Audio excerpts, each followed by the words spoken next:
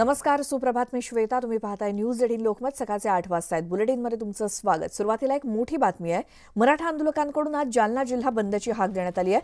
मराठा समाजाला ओबीसी मधून आरक्षण मिळावं यासाठी मराठा आंदोलक मनोज जरांगे हे गेल्या 5 दिवसांपासून आमरण उपोषणाला बसलेत. त्यांच्या उपोषणाचा आजचा 6वा दिवस आहे. मात्र तरी देखील सरकार मागण्या मान्य करत नसल्यामुळे जरांगे यांच्या उपोषणाच्या समर्थनार्थ आज जालना जिल्हा बंदचं आवाहन करण्यात आलंय. दरम्यान अंतरवाली सराटीत राज्यभरातून मराठा बांधव हे भेट देण्यासाठी दाखल होत आहेत. जरांगे पाटील यांची प्रकृती खालावत असल्यामुळे मराठा बांधव जास्तच गर्दी करत आहेत.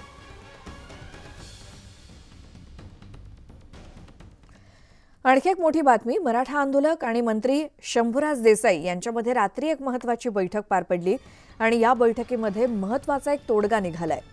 पुण्यातील सकल मराठा समाजाचे कार्यकर्ते मुंबईत दाखल झाले होते आणि यावेळी शंभूराज देसाई यांनी मांडलेल्या भूमिकेला आंदोलकांनी पाठिंबा दिला. त्यानंतर आता मराठा आंदोलकांचं शिष्टमंडळ मंत्री शंभूराज देसाई यांच्यासोबत आज मुख्यमंत्र्यांची भेट घेणार आहेत. मराठा आंदोलकांचा शंभूराज देसाई यांच्यासोबतच्या बैठकीनंतर हा निर्णय घेण्यात आला. मनोज जरांगे यांचं सुरू असलेल्या आंदोलनावरती लवकरात लवकर कसा तोडगा काढता येईल याविषयी शंभूराज देसाई आणि शिष्टमंडळ मुख्यमंत्र्यांशी चर्चा करणार असल्याची माहिती मिळतेय.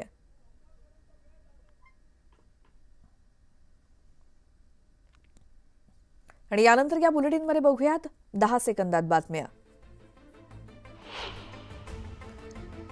मराठा नेते मनोज जरांगे पाटील यांची उपोषणादरम्यान प्रकृती खालावली आहे. मराठा आरक्षणाबाबत तातडीनं अंमलबजावणी करावी यासाठी पुणे जिल्हा मराठा समाजाच्या वतीनं पुणे जिल्हा बंदची हाक देण्यात आली आहे. राज्यात पुन्हा पावसाचं आगमन होणार असून काही भागात जोरदार ते अतिजोरदार पावसाची शक्यता आहे. त्यानुसार 23 सप्टेंबरपासून पावसाचं जोरदार कमबॅक होणार आहे.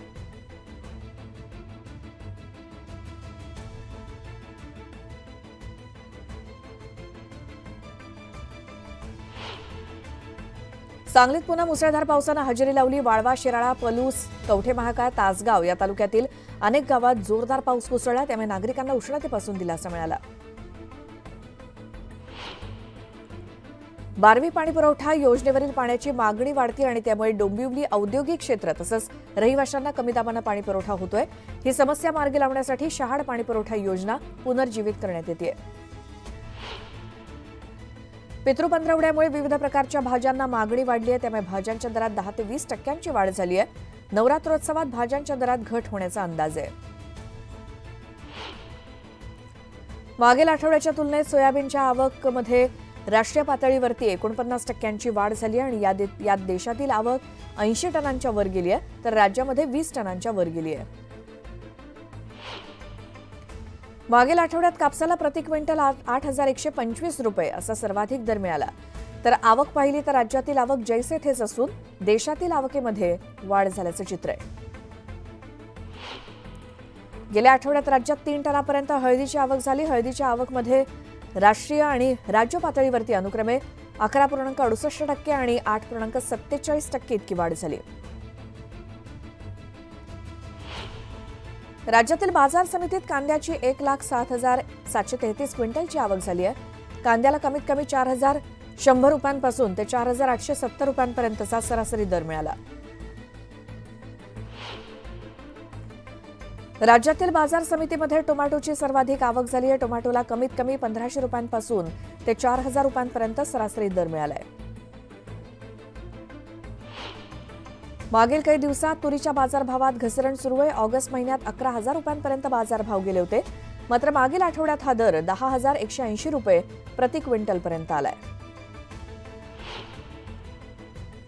राज्यातील शेतकऱ्यांचा मका काढणीला आला असून दुसरीकडे बाजारभावात घसरण झाली आहे. कमीत कमी 2400 रुपयांपासून ते सरासरी 2600 रुपयांपर्यंत मक्याला दर मिळाला.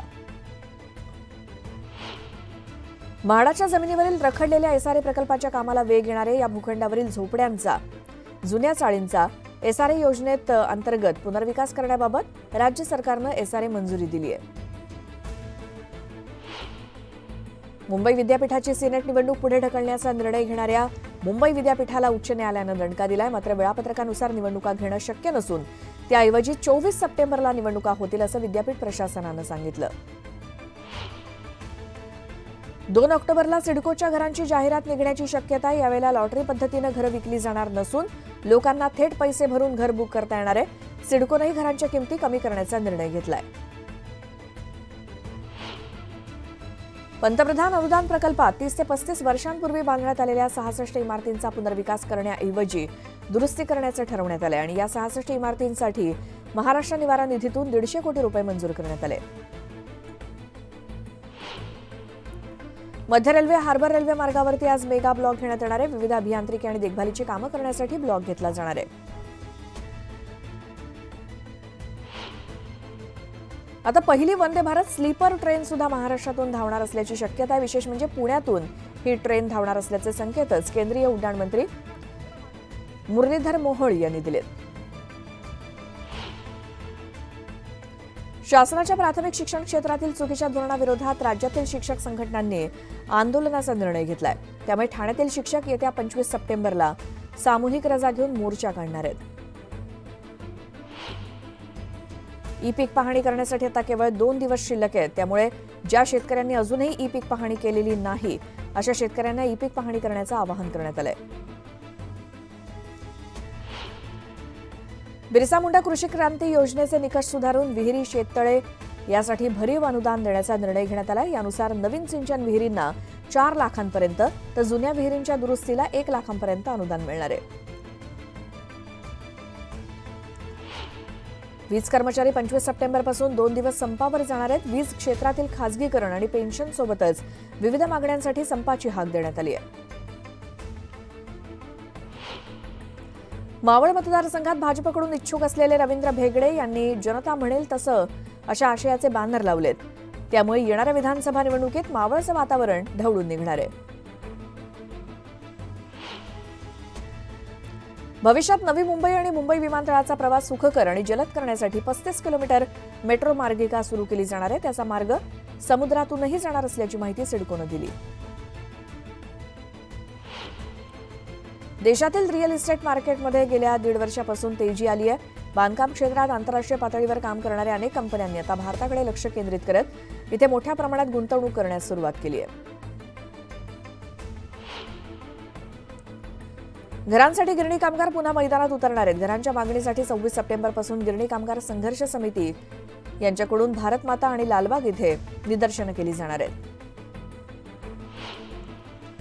राज्यभरातील अंगणवाडी सेविका उद्यापासून बेमुदत उपोषणाला बसणार आहेत. अंगणवाडी सेविकांना वेतनवाढ देण्याचा निर्णय महिला आणि बालविकास विभागानं घेतलेला होता. निर्णयाची अंमलबजावणी झाली नसल्यामुळे अंगणवाडी सेविकांनी पुन्हा आंदोलनाचा पवित्रा घेतलाय.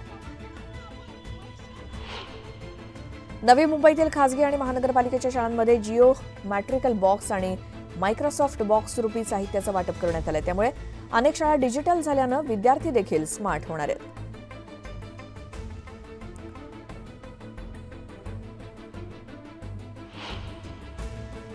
अत्याधुनिक तंत्रज्ञानामुळे बाजारपेठा ऑनलाईन झाल्या आहेत. विविध कंपन्यांकडून वापरलेल्या जाणाऱ्या वाहनांमुळे कार्बन उत्सर्जन होत असून वायू प्रदूषणात मात्र भर पडतेय. वांद्र्यातील किल्ल्यांचं सुशोभीकरणाचं काम अंतिम टप्प्यात आलंय. त्यामुळे लवकरच किल्ल्याचा कायापालट होणार आहे. सुशोभीकरणामुळे पर्यटनाला नव्यानं चालना मिळणार आहे. कोरोना महामारीनंतर राज्यात 7 रोगांच्या रुग्णसंख्येत मोठ्या प्रमाणात घट झाली. यामध्ये 2023च्या तुलनेत डेंग्यू 98वर तर मलेरियाच्या रुग्णसंख्येत 17% घट आहे.